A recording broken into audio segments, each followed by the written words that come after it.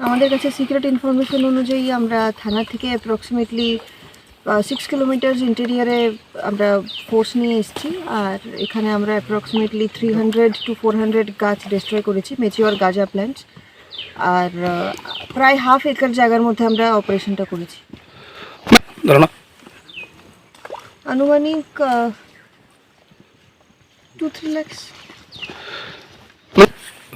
হ্যাঁ, নিশ্চয়ই। আমাদের প্রতি বছরই যখন গাঁজা প্ল্যান্টেশন সিজন হয় তখন আমাদের যারা ইন্টেলিজেন্ট ফিল্ড সোর্সেসরা আছে ওরা এটার জন্য ইন্টেলিজেন্স কালেক্ট করতে ওরা থাকে প্রত্যেক বছরই। তো গত বছর আমরা করেছিলাম এবং আসছে সব বছরই আমরা এমন চেষ্টা রাখবো। গতবার থেকে এটা এবার প্রায় 1-150 কিলোমিটার আর একটু ভেতরে ছিল। এটা কালাঝারি রিজার্ভ ফরেস্টের মধ্যে পড়ে।